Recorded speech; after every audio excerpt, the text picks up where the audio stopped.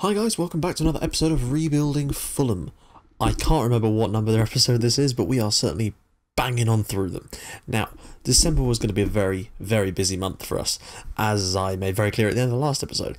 And I basically said that I wanted to try and take 15 points from our games in December. Because we had a series of really quite winnable games, and I wanted to try and get some real points on the board before what was probably going to be quite a tough January. So I wanted to try and see how far we could go in December. Now, I'm going to be showing full-on bloody highlights in these games. Every single game I'm going to highlight, unless of course there's nil-nils, because in which case there's nothing to highlight. But I'm going to show you all the goals from now on. It's just going to take a little bit more editing, but it's still going to, I think it'll make the videos a little bit better. So we're going to see all the goals, and you can feel some of the misery and the joy that I felt over the last couple of months doing this series. And I mean game months, not real months. Right, well, I can talk about it when we get into the thing, so let's get into the highlights. Right guys, we are back. Sunderland actually opened the scoring here with Rodionov with a relatively simple goal from a corner. I, at this point, actually didn't think that things were going to go that well for us today. And then, they actually, not long after that, just before half time, around the half an hour mark, Rodionov made it 2-0 to Sunderland. And I genuinely thought, Christ, we are about to start going back to the sort of form we were showing last season in patches where we just weren't good enough away from home. But we actually were quite doing alright in the game at that point. Then, Sunderland made their first mistake, and that mistake was letting us back into it almost immediately, in fact. Catching Niklish's ball to Mitroglou. What a strike from Costas Mitroglou. He's been great for us this month. He's really sort of stepped up and finally started to become the scorer that I'd hoped he could be. Next, just after half time now, we got ourselves back into the game. Ball comes down, catching Niklish's, lovely stuff, through a crowd of players, and he's also been really performing quite nicely for us too, so it's good to see him getting on the score sheet with that also. Moving along to the next one. That levelled it up, and then it didn't take us particularly long to turn the screw on them. We were really starting to put the well, we put them to the sword limit, 8 clear-cut chances to 3. We could have had more than 4 goals in this game. As it is, we only got 4, but this one I like. Odegaard receives the ball in the midfield, just waits and waits and waits. Perfect little drop-off pole to Kieran Trippier, who then drops it through for Fortunis, steps outside, drops it back across, and Odegaard just dribbles it into the net. Brilliant stuff from Martin Odegaard. Yet again, finding the net for us. He's been excellent this season, just as he was pretty much from the moment he started playing for us, so that was good to see. And then around about the hour mark, we made it 4, and it's a great spell of play from us. I mean, it was just literally a half an hour stretch of the game that we just dominated. Catching Niklish's is unlucky. I mean, the defender was pretty unlucky there, but Mitroglou with a wonderful finish to grab his second of the game, which is fantastic.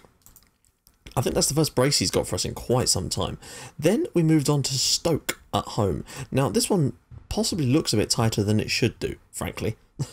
And I'll just go ahead and show you the goals, so I'll see you guys in the goals. Right, here we are. We actually scored an opening score in here with a penalty. I mean, look at those statistics. We had 22 shots, 9 of which were on target, but if you actually look, they had more clear-cut chances than us. It was a really strange game. Yulsgaard opened the scoring from the penalty spot because Draga was on the bench for this game. Then, well, we managed to win the ball back here. Yulsgaard doing his wonderfulness. Mitroglou's ball around the side for Larson, who just bombs on, inside, bang. Lovely stuff. Larson is a good player. He's just yet another one of the cogs in our wide play, and we've got so many options on the wings. It's great to have. Then, well, I genuinely thought when I saw this that it was about to be 3-0 to us, because it frankly should be. Normally, we very rarely mess up those sort of opportunities. When I see us get a throw in that kind of area, usually it just means goal time. But McDonald Mariga lost the ball in the midfield. El Mohammadi there. Tokelo Ranti actually plays for Stoke now. Ball knocked through to Jazzy Jeff Cameron. Ranti skips past our defence and scores a goal. Now remember, Ranti actually scored a hat-trick for Bournemouth against us back in the day. In a game we won, but he still managed to score a hat-trick against us. So that actually brought them back into the game, despite the fact them really not doing a lot. Thankfully, very quickly after that, or no, not that quick after, but after that, Mariga gets the ball out to Trash down the side to catch Niklic, who is then able to put a decent cross in, which is headed home by, well, it's that man again, Costas Mitroglou. And that means that was 3-2 now for him. Starting to see some more goals out of him, and that has been a massive feature of the play we've had this month. Then, unfortunately, almost immediately after that, Stoke managed to get another goal back. this time from Breck Shea. And they had some clear-cut chances. They were very good with the chances they did actually get, but they didn't deserve to be anywhere near this game. And maybe 3-2 does about sum that up. It's unfair, but we won the game, and that was the key here. As much as I said I was going to show highlights of every single goal, I realised that it might not be a wise idea. I might just pick a couple of important games, because otherwise the episode will be ridiculously long, especially in months like December where we've got like 7 games, and there's been a lot of goals in these games. There was 6 in the Sunderland game, 5 in the Stoke game, 6 in the Palace game. It's just not what you need to see. Let's take a look at the Palace game. Let's not actually look at the goals, but I will definitely talk you through. I'll show you games that have interesting goals as well. That's more important. We were definitely the better side against Palace, and I was very, very annoyed about this one. Troy Deeney put them in front before Emil Larsson immediately equalised for us. Not long after that, Valentino Lazaro managed to put them back in front again, irritatingly. Kostas Mitroglou popped up with his 4th goal in 3 games after that.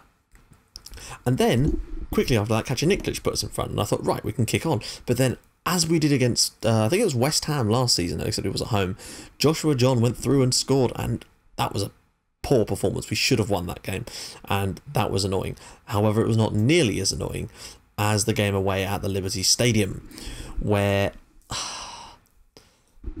we dominated Swansea for the most part in this game, and Aaron Dirty-Ock's goal was enough to give them all 3 points, and that was disappointing. It's probably the most disappointing performance we've had all season was this one away at Swansea. Swansea are poor, really, really poor. I don't know where they are in the league per se, but it's down the relegation end. I'm certain of that.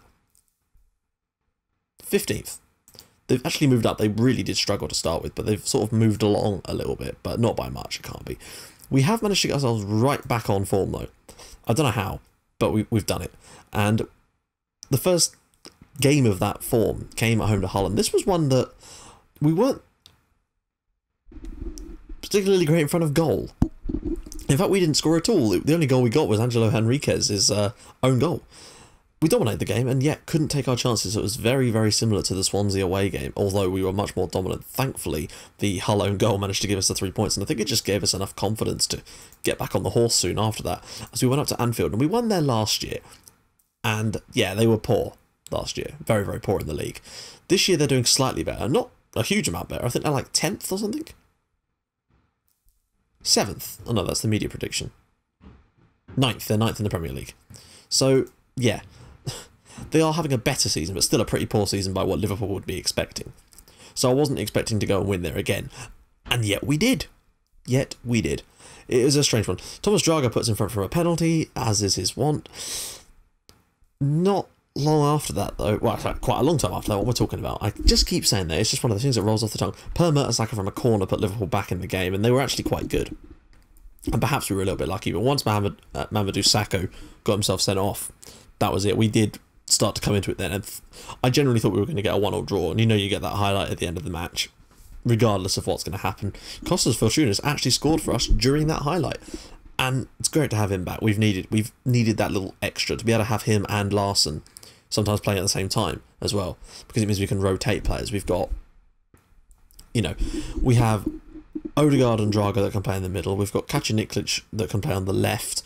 Larsson can also play on the left, so can Odegaard. We've also got Fortounis and Emil Larsson on the right. Drago can also play on the right. We've got a lot of options in those wingers and attacking midfield roles in general. It's great. Then, this is probably my most surprising performance. We haven't beaten Arsenal, actually. We drew against them at this stage last season, I think. Well, not at this stage, but in the home game last season. I think it was the last day of the season we drew 1-0, where we nearly beat them. But we were just better, frankly. On the day, they were quite good, but we were just better. Mitroglou gets himself yet another goal, followed up with a Lauren Koscielny own goal, and then Alexander Kacaniklic getting himself on the score sheet yet again. Now, that's the fixtures for this month, and as you can see, I wanted to get 15 points this month, which was a tough ask. In the end, we actually got 16 points. Not quite in the order I would have expected. I thought, well, Liverpool and Arsenal, probably tough games, we're not going to win. Swansea and Palace probably should be winning those. But hey, I don't care how you get the points as long as you get them. Let's take a look at the league table. We are second still, and it is now about to turn into January. We've won 14 out of our 20 league games so far and only lost 3 times in the league. Our goal difference is massive. Not quite as massive as Chelsea's, but it's certainly up there. It's fantastic. I can't believe how well we've done. We're 8 points clear of Arsenal. And what I'm going to try and do in January is sort out our wage budget so that we can bring in some new boys. And I'm going to try and adjust the season expectations if we can, because I feel that's probably going to be quite bloody important to bring in some new players. If we can adjust our season expectations, we might be able to get a big old whack of transfer budget. And I'm not trying... I want you to tell me where we need to strengthen. I've got some ideas. I want to try and get in a left back, because as good as Jesper Julsgaard is, he gets a bit jaded and a bit tired, and we have no one there that can replace him feasibly. If we say that we're going to qualify for the Europa League, I'd like to have finished like 5th, basically, because we can't guarantee that we'll get it from 6th or 7th. 5th place at the moment is 11 points from us. We are 11 points ahead. Can we go 18 games without throwing that away? Only time will tell, really. That's one of the slight issues with this. Julsgaard is still on the most assists league, though, which is great to see. 10 in the league so far, which is pretty damn decent. No one on the top scorers, although I think Mitroglou's probably got like 8 or 9 by now. So that's good to see. Let's take a look at the stats before we go any further. Actually, before I go through the stats, what I wanted to say is that, yeah, I'm going to do maybe one highlight. I'll show you the highlights of the most exciting game of the month in an episode for now, because it'll make the episodes way too long otherwise, because there's some months where there's a lot of games. I might do a couple if there's a month with like 2 or 3 games in, like there is sometimes, but in months like December and January where the fixtures just get really congested, it's going to be really difficult. Plus next season, if we do qualify for Europe, it's going to be even harder for us because there'll be even more games to go through, so the episodes will have to be longer. If you can hear any banging in the background, that is some of the people in my house building a flat pack furniture. So yeah, enjoy the ambience of sounding like I'm recording this on a building site too. So if you want a wolf whistle, feel free. Right. Appearances. Jesper Julsgaard has 23, but Patrick, he's not the club. Bloody filters. That one, why can't that stay on? Right, Julsgaard is the top appearance maker. There's no denying that. Mitroglou, he actually has 10 goals, and I'm pretty certain they're all in the league. So he's right up there with the league's top goal scorers. So that's good to see. And he has now opened up a little bit of a gap over the likes of Odegaard, Draga, Larsen, Kacaniklic, Julsgaard as well. Christ, we've got goals from all over the pitch. Top assists, no denying that. Jesper Julsgaard, 10. Larsen's got 7 though. He's had a really consistent year, and Fortunatus has been pretty decent considering the number of games he's actually played. Man of the match, Julsgaard. He looks like he could be a good one for player of the season this year. Pass percentage, well, that was always going to be the likes of Mariga and Zuccolini. Zuccolini, I'm really happy with Zuccolini. He puts in a lot of tackles. And I just think he's a really, really high quality individual. Brilliant player. Yellow cards, Zuccolini actually has the most now. Julsgaard's cut down quite a bit. Last year he got like 13. This year only 4, and that's great. And not a single red card all season. Our discipline has definitely improved. And I think that might be because we're not on the back foot as much. As for our best player overall, Julsgaard, 7.3 average. Fortunatus has been pretty decent too, but Mitroglou, almost everyone, all the way down to like here, has got a 7 or I don't think anyone has got less than 7 that actually plays consistently for us. Trash has mostly made substitute appearances. Odegaard, strangely, actually has the worst rating of the players that consistently start for the team. I don't know how that really works. He's got 6 goals, 2 assists. Maybe he's not putting in as many assists. It's hard to say. I'm surprised that he's got such a low rating considering how good he's been in certain games. But maybe he kind of flits in and out. Maybe that's what it is. I really don't know. So that is about that, guys. Next month we'll have to talk through transfers as well, because we're going to try and make some. We're going to try and get some money and maybe try and sign a couple of youngsters for the future. That's kind of what I'm interested in doing. Bringing in a couple of youngsters that will hopefully come through and become good players rather than spending whack loads of money right now. We're going to need the squad depth as well next year when we're playing in the Champions League maybe? Europa League, or maybe none at all. Who knows? We've still got a long way to go to try and get to that, but this is just me building in time for that rather than having to do it in the summer and have to make panic buys. I would like to sign a decent, youngish, probably younger than Julsgaard, left back to serve as his understudy and hopefully take over from him, but also just to provide that depth in that position. Anyway, guys, I'm knocking out another recording straight after this because the England game is on in about 45 minutes, so I'm curious to see how many England score against San Marino. You will be seeing this video until after the game, so I won't ask you to put your prediction in the comments, but I'm going to be optimistic and say we're going to beat them 7-0. 7-0. Think about that. Bear that in mind. Anyway, if you like what you've seen, hit the like button. If you like it even more than that, hit the subscribe button. And until next time, bye-bye.